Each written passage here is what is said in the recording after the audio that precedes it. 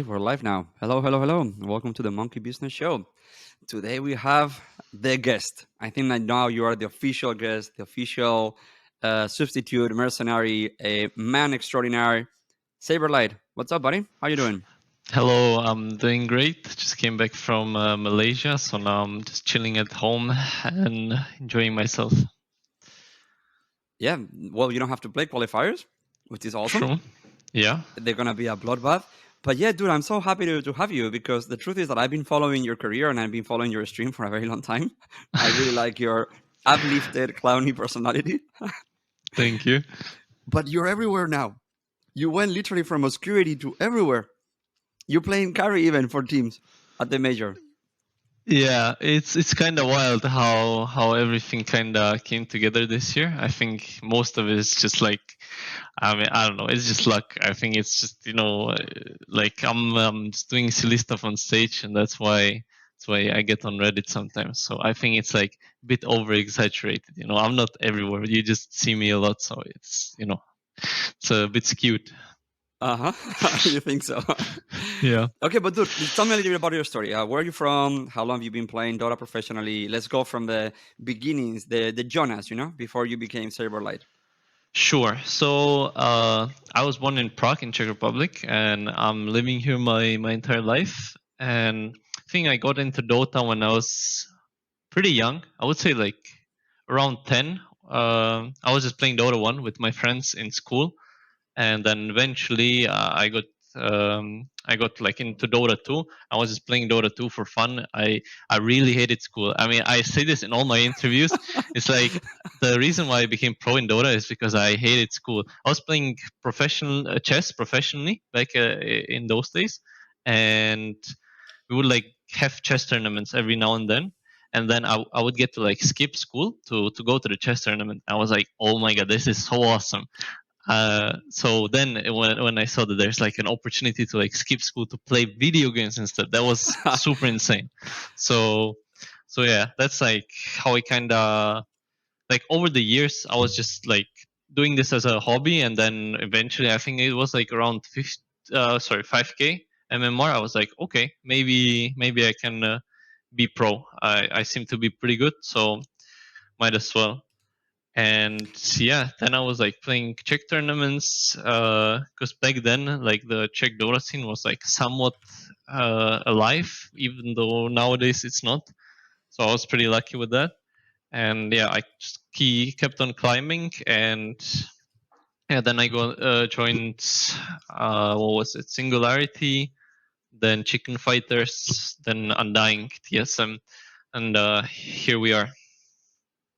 That's amazing. How long would you playing before you started like making money out of these or like saying, okay, this could be a thing? So well, I would say from like the age of like 10 when I was still playing Dota 1 until like 16, 17, I think is the first time that I was like winning my first tournaments. That was like the Czech ones, I had my $100 salary a month, and that was like very exciting when I had my first salary. So yeah, I would say like 6 years at least. Okay. And then you got a very high MMR last year or a few months ago. Was that a dream of yours to grind until there, or it was yours to get even more notoriety and to be more known by teams? So what is the strategy? How does a kid from Prague thinks, okay, I need to figure out how to get into a tier 1 team so I can actually have a chance? Yeah, so I think for me it was like always I had this like mindset about how I want to go pro, and that is that to go pro you kind of need to be good yourself. There's like always you're playing with teams, but when you're starting Dota and you like you want to be the best, you want to go to TI and stuff like that. When you start and you're like 60 MMR and you have your team, that team is probably not going to make it to TI. So it's more about you than the team. So you just need to like listen to the older players that are in the team. You need to learn, you need to improve, you need to focus on yourself, grind your MMR. And then kind of the hope is, or like that was the mindset I had when I was playing for, I mean, obviously like I was trying with the teams, but I think TI 8 was it, or TI 9? I nearly made it to TI through Europe qualifiers with Hippomaniacs. We ended third.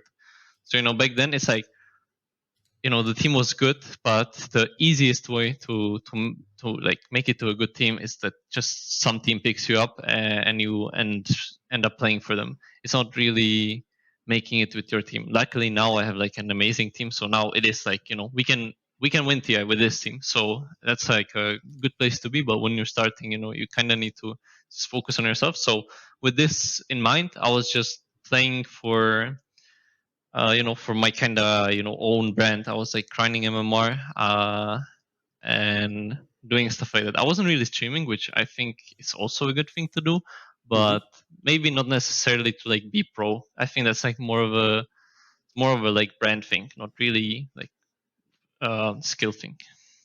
So how much do you actually strategize this, or this was more like every day? You're like, look, I just have to be better, and as long as I'm better, I will continue having better opportunities. I will continue to perform better, and I just have to focus on my game.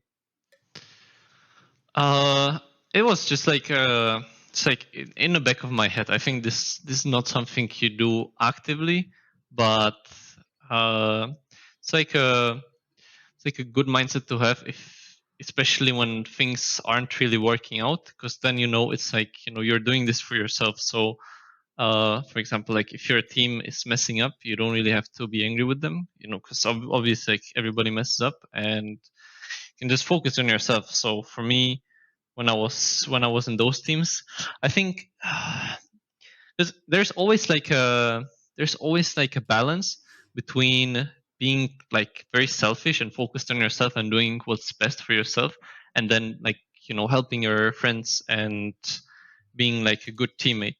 And the line like goes from I would do anything for this team to recognizing when the team doesn't really work anymore. So for example, for me, when I was in Chicken Fighters, we lost Soneko and we didn't really do that well. And it was, I mean, in my mind, like the easy option was just to stay there, keep trying, because there I didn't really get any invites or anything.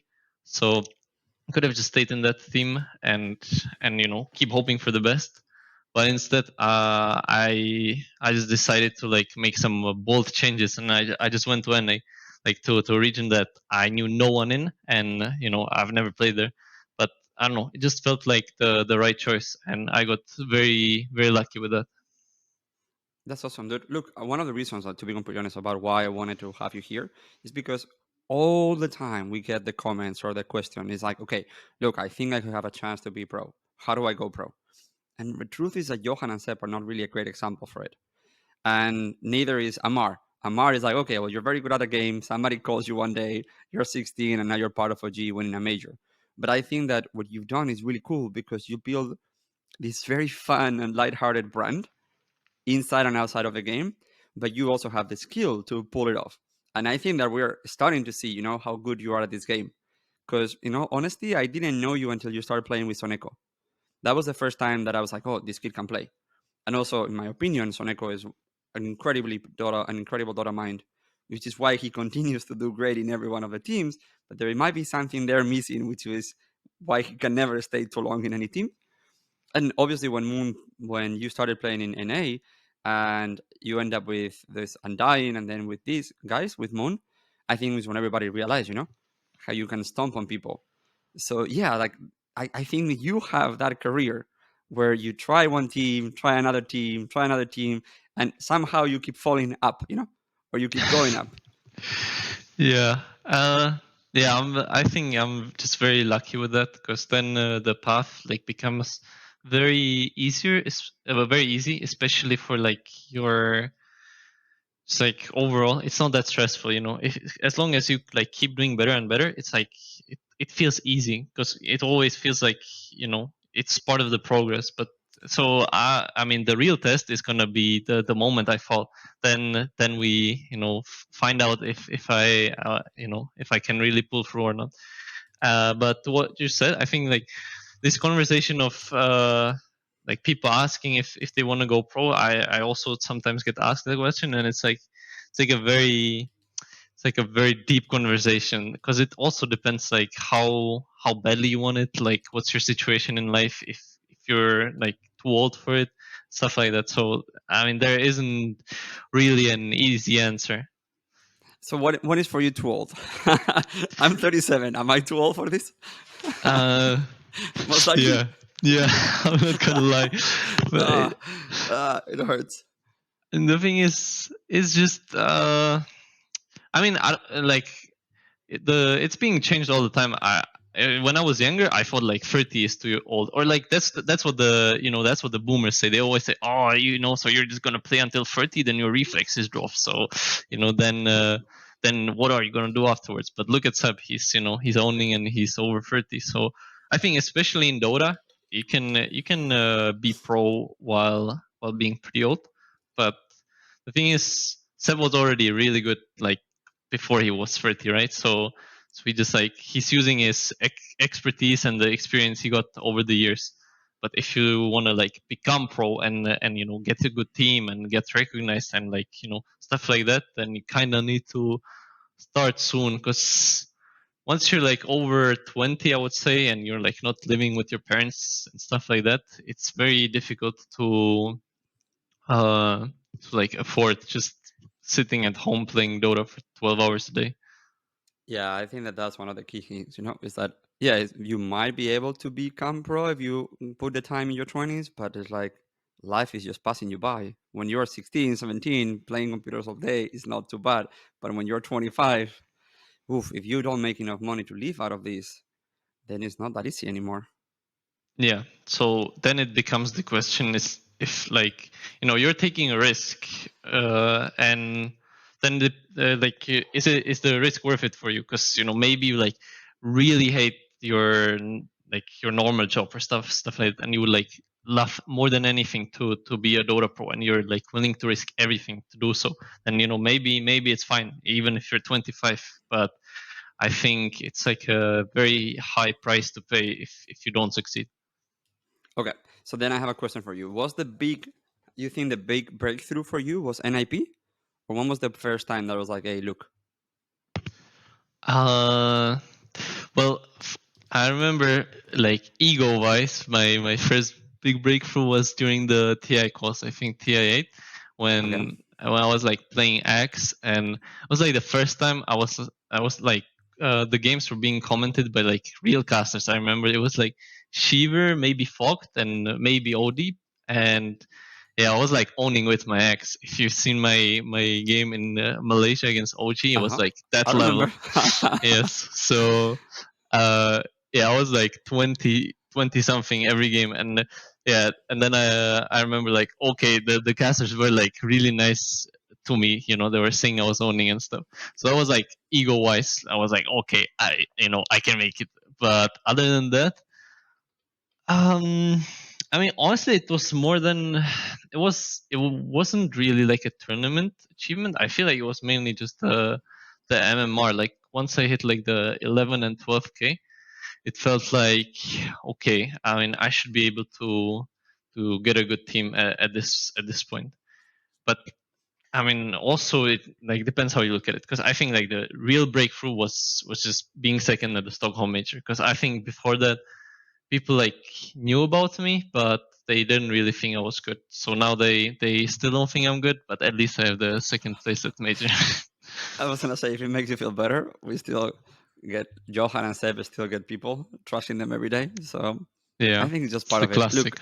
you're very likable and you're very funny, and I think that you put yourself in a very unique position where people that don't know you might think that you're just a troll, but when you like trust talk people, it's like no, he's actually funny, and you're friends with all these people, and you always show a lot of respect. But yes, I agree. That second place at the major was, and how you played on the major, because there was a lot of what you guys did that went around your specific lane, and how much pressure you put, that it was really good. It was really really fun to see you owning people.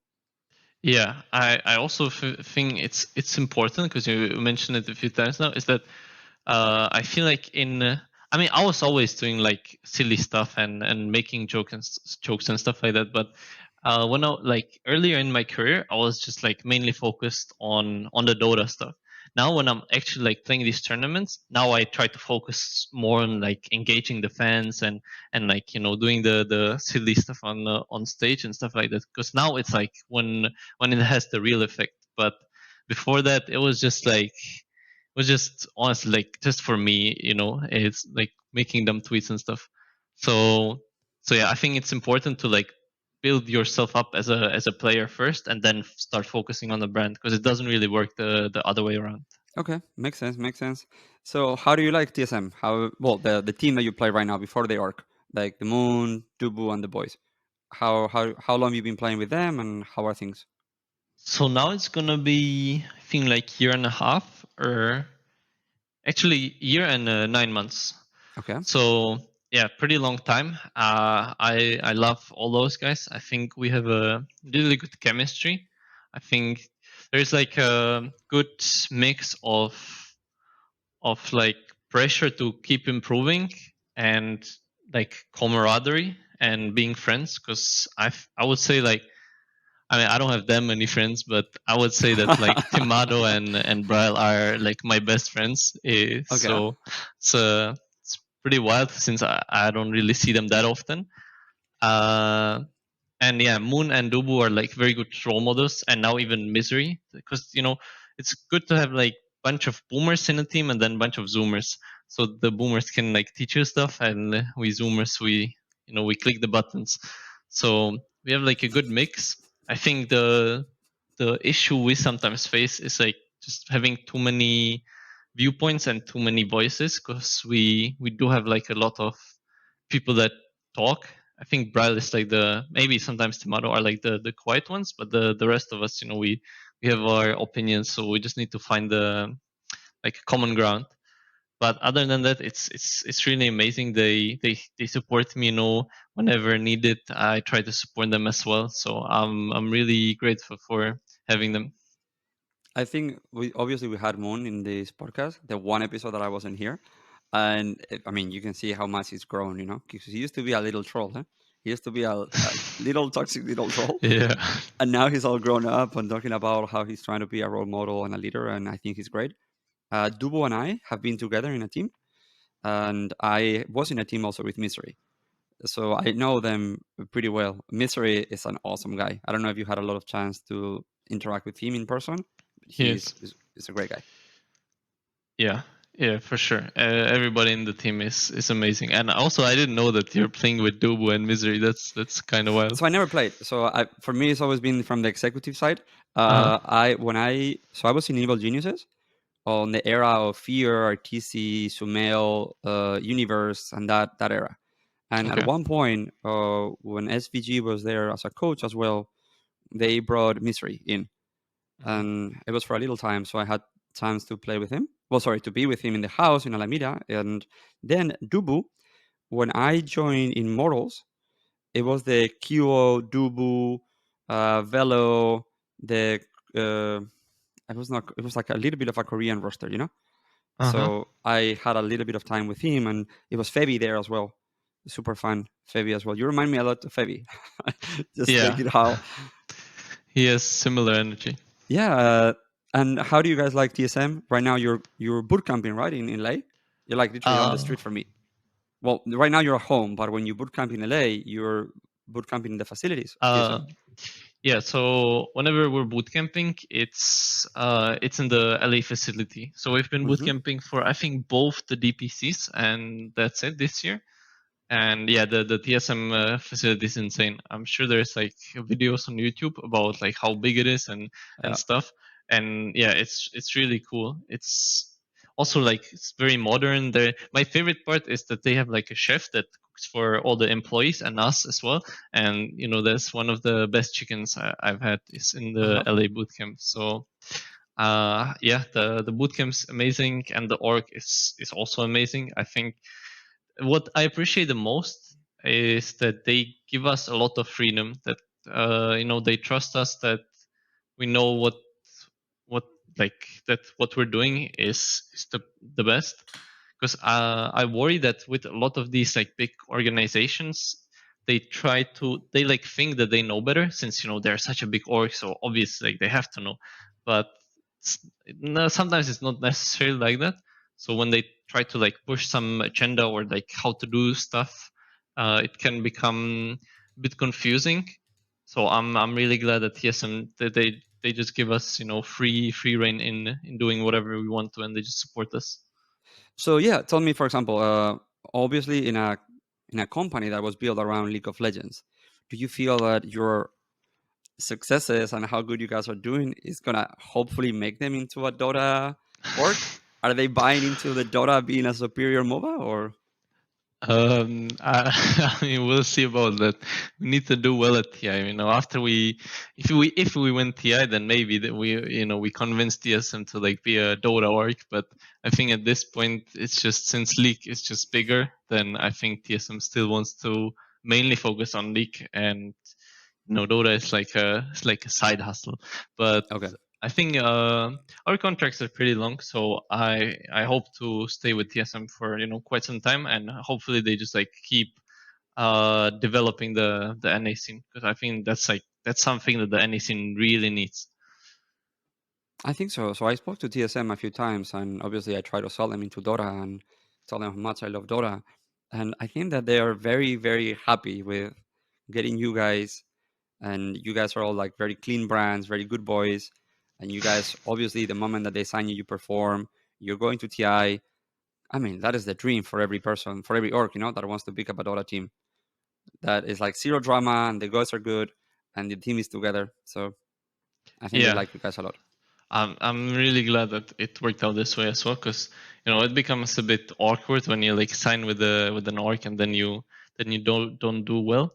But because it's not only our team, but we also like to some extent like carry the NA scene as well, because the once we start choking and start losing tournaments, and we make some awful drama, and TSM does not want to associate with us anymore, then Face to face, right here, right now. Oh my God!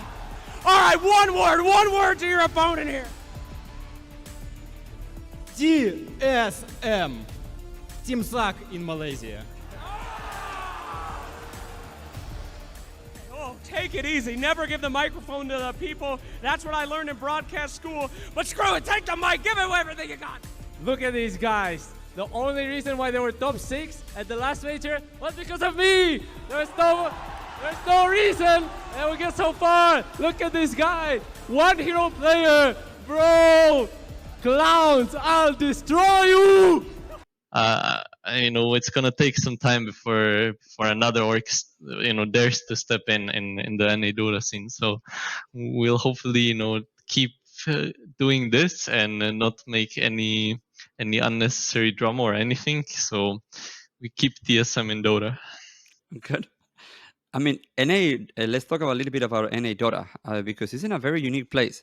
Obviously, you guys made it, and then Evil Geniuses made it by the grace of God and Beast Coast in a crazy, dramatic series. And then right now, the qualifiers, right? And there's one spot that goes directly, and then the other one that will play the play-ins in TI the week before. And obviously, there's two big names, right? So it's Noun and Quincy. Well, Sony now. Yeah. They should go through. Yeah, I think They should.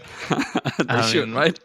I think Sonics they I'm pretty I would give them like 80% to go through directly Sonics, and then I think it's like the announce and wildcard that are the favorites to go through the last chance qualifier. I think the other teams are somewhat sussy. I don't know, man. You've been seeming sus lately. It's almost like we have an imposter among us. Because I don't know. That's just any Dota, but we'll see. Anyone can lose to anyone there, but it's just kind of cut and dry, or whatever the saying is. I mean, when I thought that Evil Geniuses was not gonna make it through points, then I was like, okay, now this is interesting, because now there is only 2 slots for 3 very good teams.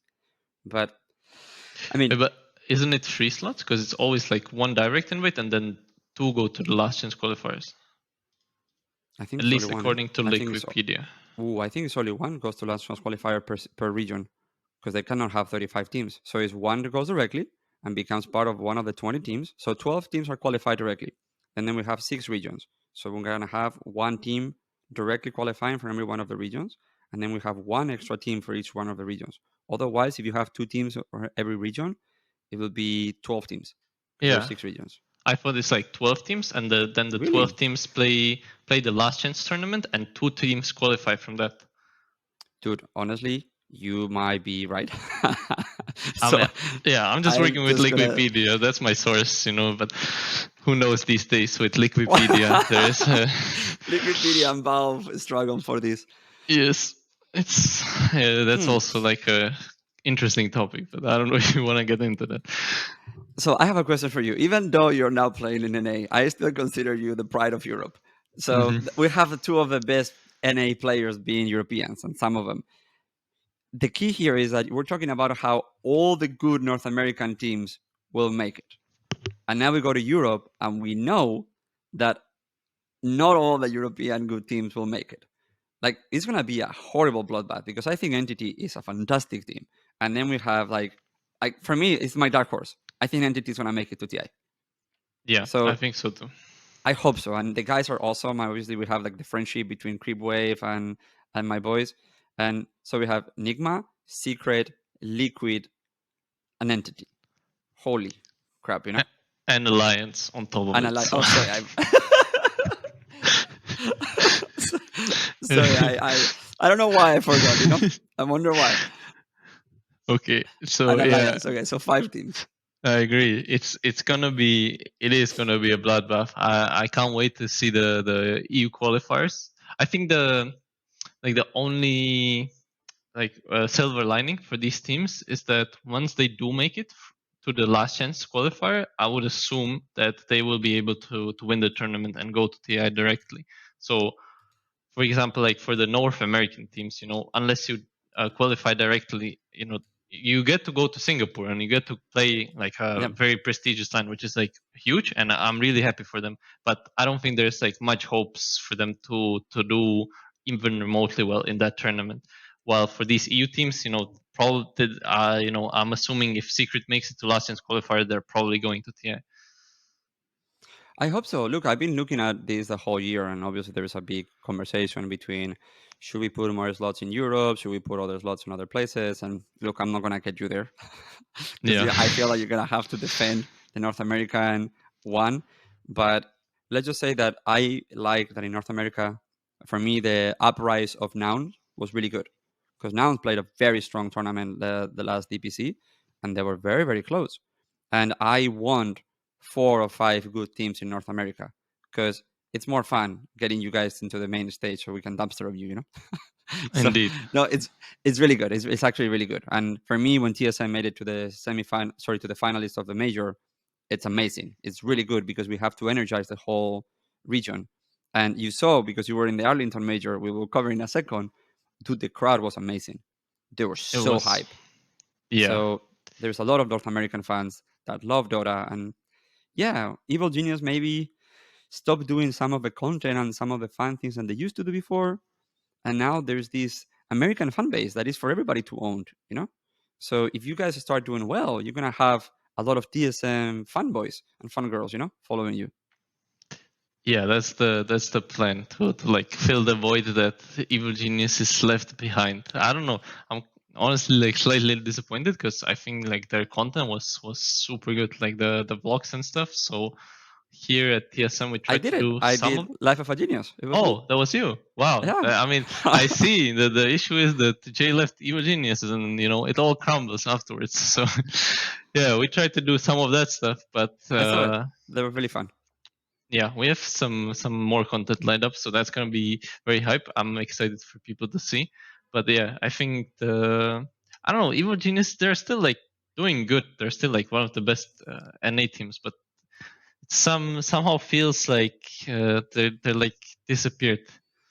Yeah, I mean they're only focusing on competitive right now, so they don't really focus on anything else. Well, you guys, again, I saw TSM, I saw the blogs that you guys did, the content at the major, the bootcamp facilities. So I really think it helps you connect with the audience. And look, it always says you're completely right. The content, if you're losing, doesn't matter. But if you're winning and now you have the content, boom, the acceleration is much faster, and now you become a fan favorite really fast. Yeah, that's true, and I'm really grateful that TSM does it, because there's I guess that's how TSM becomes such a big brand that they are, is by doing content. And I'm also fortunate that in our team we have a bunch of content makers, Dubu streaming, Timado as well, Moon is a personality, and then of course me, Pratu. So it's nice. So I wanted to ask you about how was your journey with Entity in the major playing position 1, dude? How did it happen? They reach out to you? Tell me a little bit of a story. Yeah, so it was really funny. So we're at the Riyadh tournament, right? It was right before the major, and during the end of the tournament, suddenly people are getting invites to the major because a lot of people don't have visas. So I think it was Dubu, Timado, and Browds got invites to some team, and me and Moon were kind of jealous. Moon was like, "Okay, it's fine. I'll just go chill." I was still waiting for my invite. I was hoping, maybe there's a offlaner that doesn't have a visa, but nothing happened. So then I came back home and I was just playing pops, and I was I queued into Fishman, and so we started talking in the pub, and I was he was like SaberChad progress, something. I was like, "Yo, Fishman." I said, "Kick Toby, take me to major instead. I really want to go." He was like, "Okay, noted, Mr. SaberChad." And then, because Timaro was supposed to be playing with them, but then he got also offered from Fnatic, and he wanted to go with Bral and Dubu. So then suddenly they didn't have a carry, and because of this joke conversation that we had, Fishman thought of me, and I was so he texted me 2 hours before the final deadline if I want to play with him. I was like, yeah, sure, let's go. So that's how I joined, and it was a ton of fun. I really like playing tournaments. So being able to go there, even though I didn't really qualify, was a ton of fun. And this was also one of the moments that I kind of realized that I'm in a good spot as a pro player, that I get to go with teams as a stand-in, because I think that's also something that people don't really take the new talent as stand-ins. They always take people that they know are good. So that's that was always my dream when I was trying to become pro. Maybe some team takes me as a stand-in and I get to prove myself, but that happens very rarely. So now I was really happy that I got to go with them, and I met them. They're all super nice people. Stormstormer especially, he's very PMA. He supports everybody, and he also plays super good. And yeah, I was just playing carry. I was it was fun. It was a new challenge. Because I just thought about it as there's there's a way I need to do this so we get as far as possible. So either I need to learn how to play carry, or I need to just figure out a way to make double offlaner work. And yeah, then we just we kind of did what we did. Some games I was playing a normal carry. I remember I was playing Faces Void, one of the games, and I got it was against EG.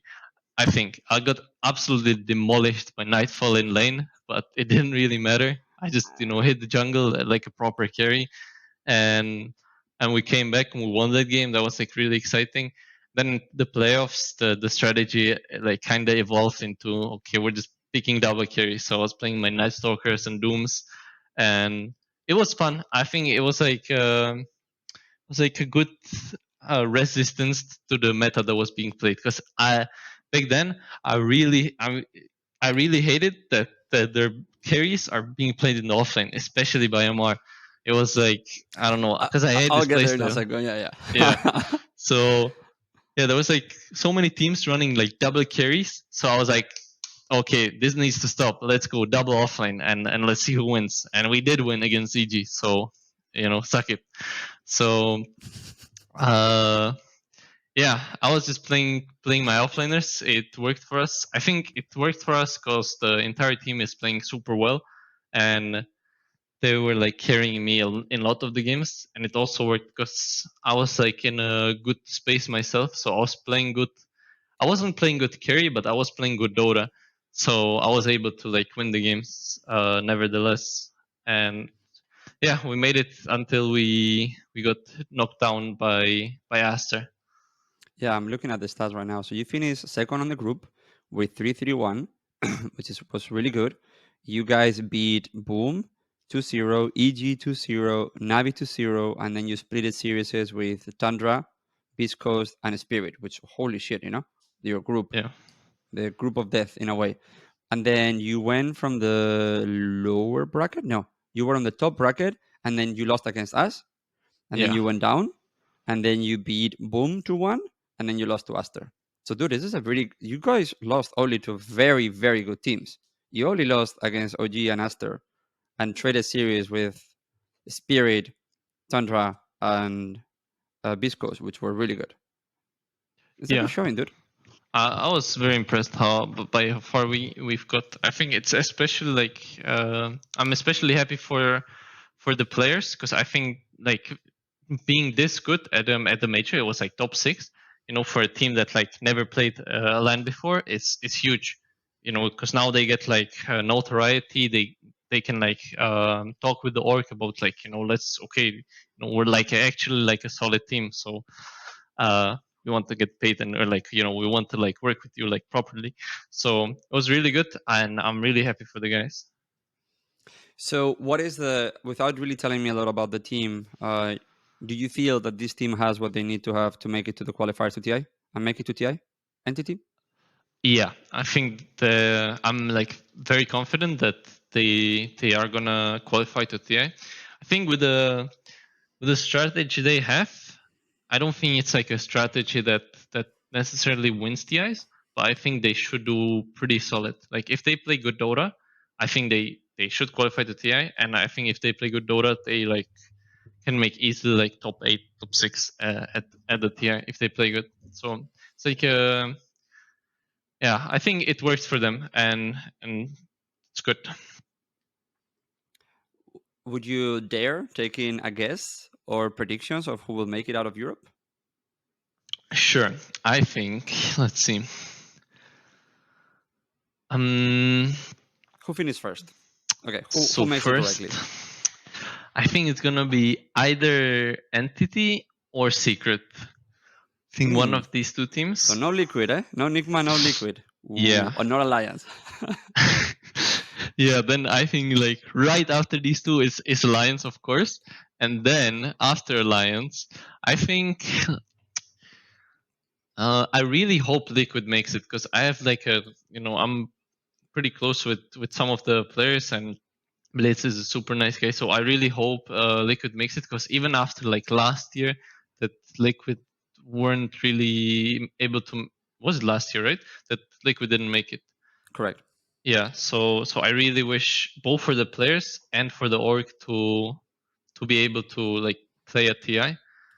But I don't know. I think it's like for this team, I think it's like very stressful because they've not been doing that well in the recent tournaments, and then it kind of piles up. Now we did bad in this one, and now we did bad in this one, and now we have qualifiers coming up, and we're like last in the like 3 tournaments that happened. So I really wish that they will be able to like have the mental strength to go through this, because I think if they do, they will be able to like be in the top 3 and make it to the last chance. But I think if they don't, then maybe they might lose to Nigma and maybe not Alliance, but to some Goon squad. But we'll see. So look, Wikipedia agrees with you. Like that's where you got your information. It says one team directly is gonna go to TI, and it will be in a best of 5 finals, and so position 2 and 3rd will go to the last chance qualifiers. So who do you have going all the way through, Secret or Entity? You gotta choose one. I'm gonna write it down and everything. Okay, one sec. I need to think about it. I think it's gonna be Secret. I think their experience is gonna pull through. Amazing. And then we have the best of 3s. So the best of 3 is required, number 2 and number 3. Who do you think are the 2 teams, and in which order? Like who plays the finals against Secret? I think it's gonna be Entity number 2, and then Nigma number 3. Okay, so Secret makes it, and then Entity makes it, Nigma makes it, and then with Liquid, who knows what happens. Yeah. But now, let's just turn it around for a second, because if Liquid makes it and Nigma doesn't make it, it will be the second time that Nigma doesn't make it in a row as well. So can the boys stay together, one more season, or they were like, hey, we got a good run? Yeah, I think it's like really hard for any team that does not make it. I feel like, I mean, no matter who doesn't make it to TI, I would not be surprised if they make roster changes, because I mean it's always like that after TI. There's like very few teams that actually like stick together, especially if you don't even make it to TI. Because I mean, we also shouldn't forget that even if these teams make it to the last chance qualifier, that doesn't necessarily mean that they go to TI. So even like Secret may make it to last chance qualifier and somehow they like don't go through. Then I also would think that maybe they make some roster changes, because I don't know, it's just hard. You're playing like whole year just to make it to TI, then it doesn't work out. So you're like, okay, I mean, so what? Now we're gonna practice another year with this squad, or it's just, I think it's like very simple for people to just be like, I kind of lost faith. Let's just try with another another roster of people, and then you get like new motivations. It's not really motivation, you get like hope. We didn't manage to make it with this team, but I hope we can make it with this new team. I don't really know the new player that's coming in. Understand. Yeah. So then it's very funny because my top 3 is similar to yours. I thought it was Secret, Entity, and Nigma. Those are my picks. And why do you think you and I put so much faith in Entity? Because nobody's putting Entity right now. Everybody's thinking Secret, Nigma, Liquid. See, I think it's just the recent tournaments. I feel like, let's see, the ESL Malaysia Entity is what place? Entity is 5th and 6th, while Liquid is 12th. So yeah, dude, Entity is good. They can fucking play this game. I really like them, and I spend a lot of time watching them play. I like them a lot. Yeah, I mean, it's just very simple to just say like the 3 most popular teams, because I don't think Entity is like nowhere near as popular as the other 3 teams. So all the fans just want their teams to go through. Yeah. But I think just according to how these teams perform in the recent tournaments, I feel like Entity is like really strong. So my picks were Secret and Entity, and the third one, Nigma or Liquid. Like those, I don't know the third one, but I do believe Nigma and Entity will go. Sorry, Secret and Entity will go. Yeah, I think so too. So then, a few other questions for you. When you were playing the carry role, did you ever consider that could be a better fit for you than offlaner, or you knew that you were experimenting something new, but you still know that offlaner is your jam? I mean, I personally believe that in Dota, it's like more important to like play good overall and to understand the game, like overall, rather than from like your position. So with this mindset, I feel like if in at some point in the future, I actually like find an opportunity to play carry for some team, then I might take it. I think it might be like a good challenge. But nowadays, I still focus mainly on just playing offline, because I mean, when you look at all the like really good players, they were able to like play like a multitude of roles. Like no matter if it's like No Tail or if it's like Nisha playing 2 roles, or Miracle, Sumail, all of these guys, they like they can play anything, and that's because they understand the game and they click their buttons really well. Then it's only about like learning how to play the proper role. And I don't think I mentioned this before, but I was very fortunate to have both Timado and Pure during the tournament helping me, like during the breaks. Like before I went to Arlington, I had like a 30-minute to hour-long talk with Timado about how he views playing carry in that patch, and I just kind of did the things that he advised me to do. So then you just need to test it out and like feel it for yourself. But once you're like surrounded with people that understand it, which all these pro players are, it's not that hard to switch roles, especially if it's like similar roles. So I feel like playing carry and offlane is somewhat similar. Playing carry and mid is somewhat similar, but this doesn't really transfer. So offlane and mid are not similar, and then All right. playing like 4 and 5 is also very similar. So like switching in between those roles is not that hard, I think. All right. So then we'll go back to the part that you mentioned, because I agree with you. How much has Ammar changed the offlane for everybody? Because I know Moon messes me saying, "Fuck, this kid is good," Look at what he's doing. And then I see some of the things that we do that made it into your team. I was like, I've seen that before. I don't know where I saw them. Yeah, it's really impressive. There's like a like kit completely changes the way we all play Dota. I think, I mean, to some extent, I think it's just he was able to find the broken heroes in that patch, which like used to be Viper and Razor, and he like ran those, and it worked because those heroes were like what's strongest in that patch.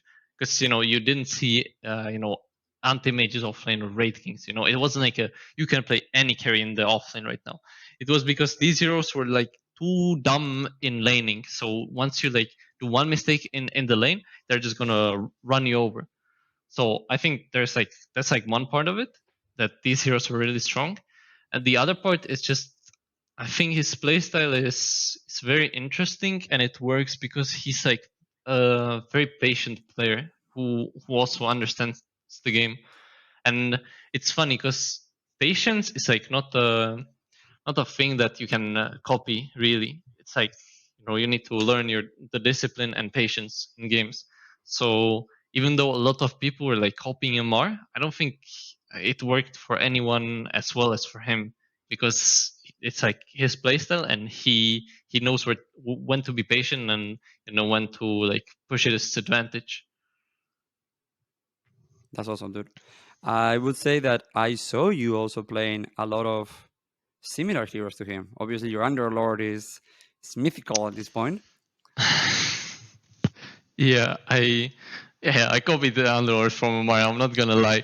It was like it was the Dubai tournament where when they changed Underlord from having the old ult, the whole circle that teleports everyone, into the 2 portals. And when I saw that, I was like, okay, this looks like a ton of fun. So when the patch dropped, I played like 10 Underlord games, and I lost all of them because it was like I was like not able to make this hero work.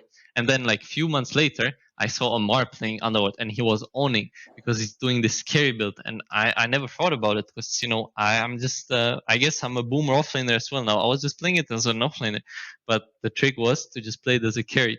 And I think it's like his young mind that's like not really he doesn't have like these concepts built into him. He has like free mind, so he was able to like see this. So I don't think my Android is as good as Ammar, but what I tried to do with a lot of heroes is like push it one step further. So for example, I will share now a very secret Underworld trick that I do from time to time. The trick is that the portal cuts down trees. So when people pick Monkey King to counter pick your Underlord, it's fine. You like suffer in the lane, but then in the game, if you're good enough, you can and you see the monkey on the tree, you just portal right on top of him because it's a global skill spell, and you stun him for 4 seconds. So that's like the kind of stuff that I try to do with like these OP heroes. I remember you guys counter our Underlord with Monkey, right? On the finals of game 1 on the Arlington? No, sorry, of Stockholm. That was your solution to our Underlord? It's possible. I don't really remember. I'm checking Let now. me see. I think we got Raid King. You are right. Of course, you're right. We picked Underlord and you got Wraith King, Pagna, Enigma. It was your Enigma. Okay, it was your Enigma. Yeah. I remember you wrecked that. That Underlord was a very sad Underlord. Very, very sad. Yeah. So which is funny because Underworld is very good against Wraith King, but I don't know. We made some magic happen that game. Yeah, you got a rough game. Oh man, yeah. Do you guys looked at what Ammar is doing and then figure out how is he doing it or why he gets away with it, or how do you guys come up with like some of the ideas, and why are we coming up with the same ideas sometimes? It's just because we both reading the broken parts the same way? It's funny because I mean I've never seen it that way. I look at Ammar as like an offlaner, so I like look at what he's doing, same as like I look at like the other offlaners like Faith Bian and try to copy what they're doing. So it's like I think Ammar is doing like different things than you like most people, and then it's like Moon is like the one who looks at like the whole picture, who looks at OG and he tries to figure out okay how to understand what this team is doing and like what are the things that we can copy from them, and then he just like tells us what we can do better to like play more like OG or like to copy the good things from OG. And then I personally just like look at the offlaners and try to learn what I can like take from other offlaners to improve my own gameplay. Okay, understood. So how was Malaysia for you? Malaysia was a ton of fun. The tournament was insane. Like it's once again it's the ESL tournaments that are completely crazy. It's because before Malaysia I was in the what was it? The Arlington Major, and I mean it's like it was like a night and day difference. Like Arlington was great and PGL was like super supportive and everything, but just like the location and the hotel in Malaysia, it was like insane compared to the hotel in Texas. So yeah, I enjoyed it a lot. I think the sea fans are like it was like They're incredible yeah, meeting all the sea fans. It's yeah, because I mean it's also I don't want to consider myself like that famous of a Dota player. So every time like before Malaysia, whenever we did like a signing session or like whenever I was like meeting fans, it was like a few of them. It was like 20 to maybe 50 if we're lucky, and there's like a lot of them. But in Malaysia, it was like lines of people. It was crazy. When we did the signing session, it was like 40 minutes or like an hour signing session. So it was I really appreciate all the support and all the fans that we have in C, and I hope to meet them in Singapore. Yeah, it's gonna be awesome. I've actually never been to SCA with a tournament, because this one I wanted to go, but I had a little bit of I have boomer problems. I have back problems, at 37, and yeah, I wanted to go and I couldn't go, but I can't wait to see them on TI, because obviously I saw it on the stream, and I was like so jealous. Everybody was so hype and energized, and yeah, it was fun. When was the first LAN that you ever played in person? Do you remember?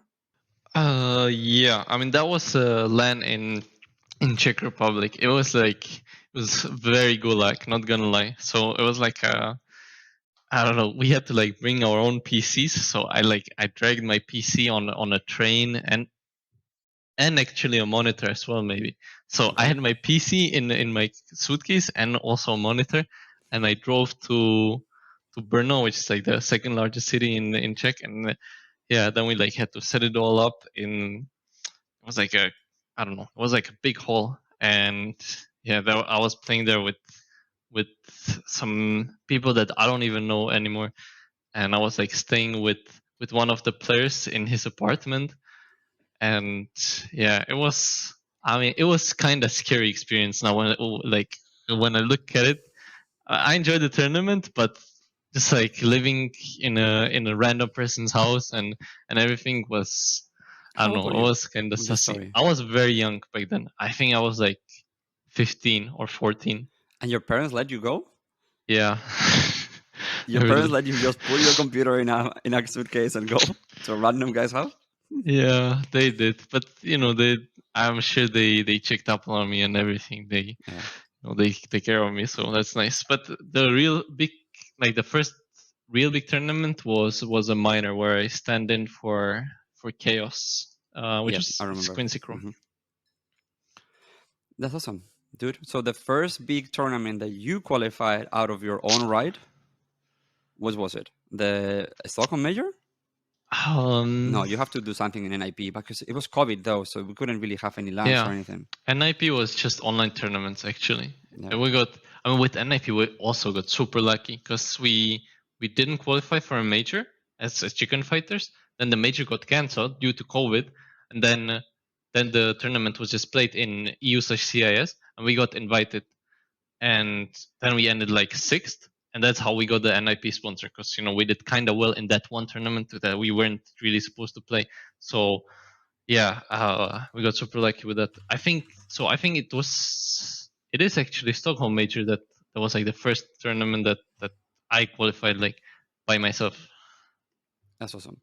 So now moving forward to TI. I wanted to ask. Well, sorry, before we go to TI, your family, your people around you, how are they living this transformation, this race to becoming famous?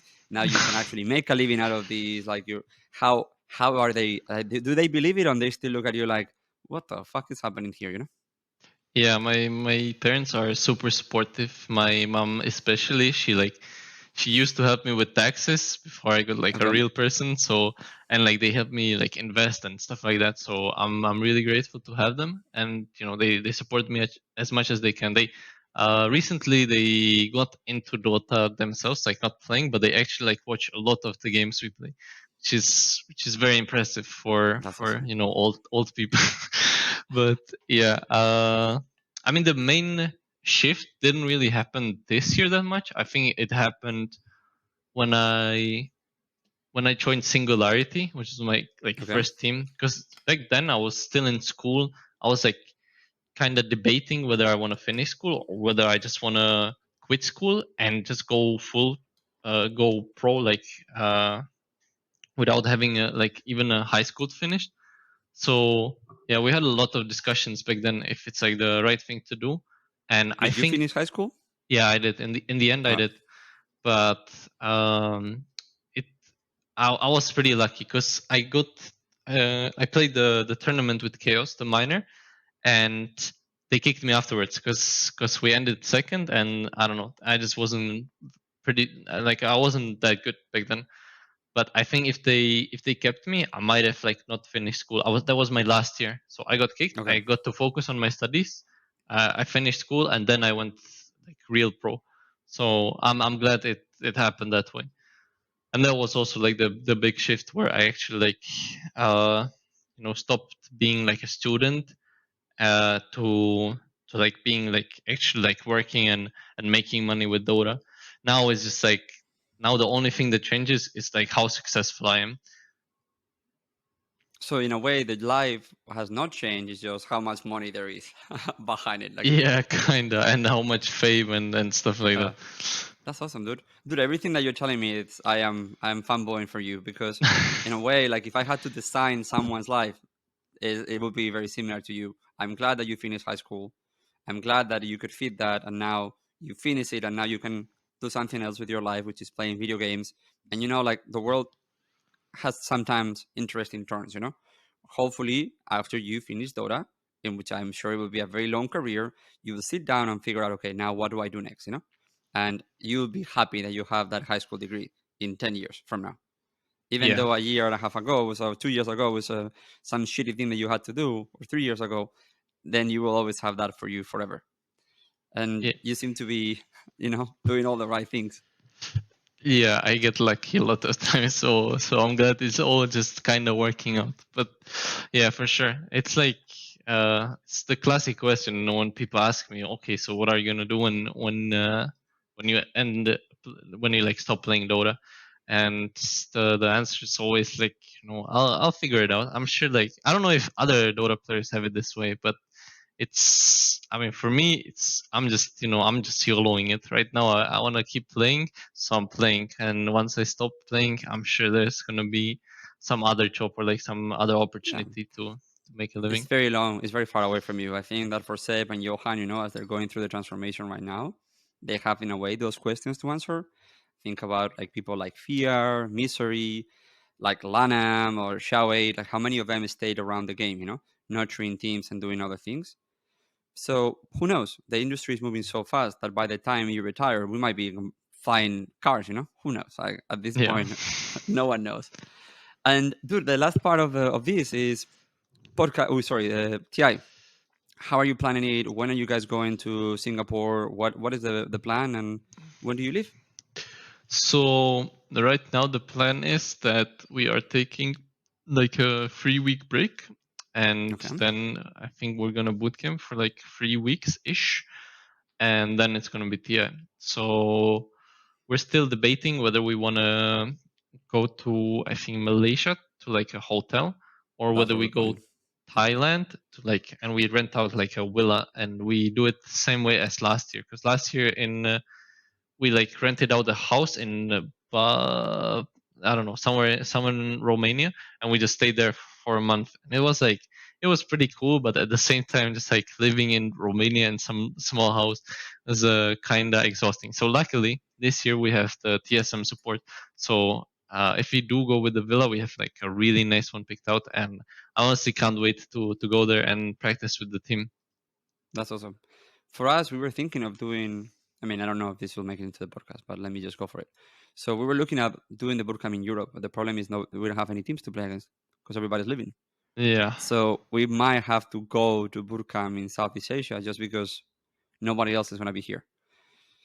So we didn't want it, because we like our setup in Europe. We have the house in Lisbon and we have all that. Mhm. But yeah, so for us, would be there. And how confident are you with your possibilities? Do you guys come in a good place of mind? Do you guys think that you guys peaked too early? Or how does it feel inside the TSM team? I mean, right now we're kind of. I mean, one of the conversation we had after the ESL won Malaysia is that, or I mean, I think I had this conversation only with Tomado, is that we're both kind of glad that we lost, because now the only way to go is up. Because sometimes when you win before tournaments, or like win before like the big tournaments, is that people get content and they feel like they they deserve to be first, and so like they stop practicing as hard and stuff like that. It's kind of what happened to us after being second at the Stockholm major. But so yeah, I think we now lost some tournaments. We're like hungry to win again. I think we're all super excited and hyped up for the bootcamp and then for TI. So I don't know what the other guys are doing, but what I'm doing right now in these 3 weeks is that I actually didn't play any Dota since the Malaysia tournament. What I'm trying to do is just like focus on myself. Like I I started like working out a lot. I started to meditate, and I'm also like setting up my new apartment. So I'm just like busy with a lot of stuff that has nothing to do with Dota.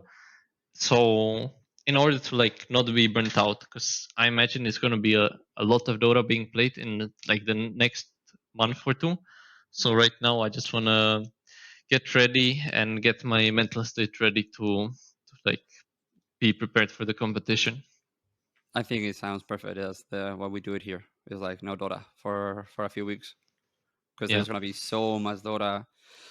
And you bring something up that is very interesting. I obviously think about this ourselves as well. Is it good or bad that we just won the last tournament of the season? I mean, you guys won a There's lot good of things. tournaments. We won two. We won the major and we won the ESL, and then we finished second or third in a few tournaments this year. Yeah, Arlington was fourth. Okay, so I mean that's still very solid. It's like Yeah, so it was first on Stockholm and first on Malaysia. mhm. I always, because the thing is like these guys are so young that I really don't have any way of projecting or planning what's going to happen. Like with the old roster, we more or less knew what happened. Like we more or less could see, okay, we've been here before, we know what part of the year we're in, we know how we feel, and we know what we have to do. These guys, I like that they really have no chill. They only have two speeds, or full speed or we don't want to be there. Uh-huh. So I don't know. I'm actually super excited to see them in TI. Yeah, me too. I feel like, I mean, since the team is very young, I think they might just be able to just like keep performing nonstop, because that's just how young people are. Maybe. I don't think they know themselves, I think it's going to be very interesting for them to figure out their own superpowers. Yeah. So last thing before we leave, do you dare give me prediction of your top 3 or top 5 for TI? Top 3 or top 5? It doesn't have to be in order, but what are the teams to beat this year on TI? Okay, so I think everybody, including us, is going to be looking at Team Spirit and OG for sure. Because winning tournaments is like one thing, but winning TIs is another. So I think every team that has won TI is it's like a very serious contender. I think both Spirit and OG are going to be super scary at TI. I think, as per usual, I believe LGD is going to make top 2. And then then it's gonna depend if the team that's in with them in the finals is like gonna beat them or not. So Okay. yeah, I think these 3 teams, and then Do you have let's see. any dark horses for you? Any of the South Americans, Beast Coast, who has been like consistently good for like 3 years? I mean, they might, but I personally feel like these like dark horses, they make it to like top 4, and then usually Okay. they get knocked out. But I think if anyone, it's gonna be one of the teams that's gonna qualify now, like through the qualifiers or through the last chance. I think the team that's gonna win the last chance qualifier, it's gonna be like a serious contender.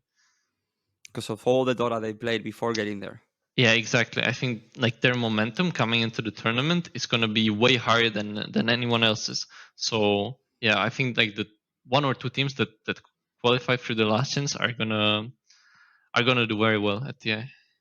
I think that, look, I agree with you so much that I think that in a way, imagine that Entity and Secret are the one that goes, Secret goes the one that goes directly. And then from the last chance qualifier, imagine you get Liquid Entity or Nigma Entity.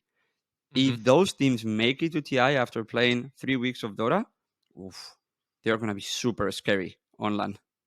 Yeah, for sure. I think the only disadvantage they have is like that the other teams are gonna see them play, and they'll know a lot about like their playstyle. I don't know if there's gonna be a patch in between like all these qualifiers and then TI, but I'm assuming it's not.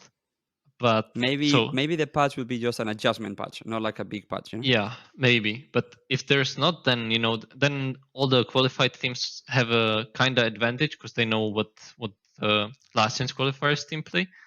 But yeah, the momentum is gonna be something to like not forget, because it's gonna matter a lot, I think. Awesome. Well, dude, it's been an hour and 10 minutes. Let's close this up. Dude, huge fan of what you're doing. I've been paying a lot of attention on you inside and outside the game. There's a few people that I cheer for as much as I cheer for you. And I think that this is in a way what Dota needs, because we need people that are good at the game, that want and understand that we all have to build this thing together by doing vlogs, by doing videos, by streaming, by doing interviews, by you literally taking time out of your day while you're building your apartment to sit down with us. So it's always very, very good, for the whole Dota scene, what you guys are doing. And look, people like me are not the important ones. At the end of the day, it's you guys, it's the players who build this whole ecosystem. So I'll be cheering for you and for Moon in this TI, as long as you don't play against me. And if Entity makes it, I'll be cheering for them as well. It will be my 3 teams to cheer for. And yeah, dude, if you want to say anything to your fans, to the TSM, to your sponsors, to anything or anybody, I will give you a few minutes. So. Oh wait, I need to think about it. Sure. I mean, thanks to all the fans. I hope to make everybody super proud at TI. And since I'm assuming a lot of OG fans are gonna be watching this, then hi to all the OG fans. I hope that us and OG can make like a alliance, and we can also once we don't use the word alliance in this podcast. Oh. A partnership or a friendship, a brotherhood. Yes, a brotherhood. So if we like meet at TI, it's gonna be a lot of fun. And yeah, I'm just glad to be here, glad to be making content and to just like connect with the fans, no matter what kind of fans they are. That's awesome, dude. Well, for all of you guys that are watching, I think you should show a lot of love also to our friend Jonas here. And dude, good luck at TI against everybody besides us. I hope you guys make it very, very far. And it will be a great story, you know, seeing you guys up there. It'll be awesome. Thanks, and thanks for inviting me. Of course. Thank you so much for coming. Okay, so goodbye, everybody, and we'll see you next week.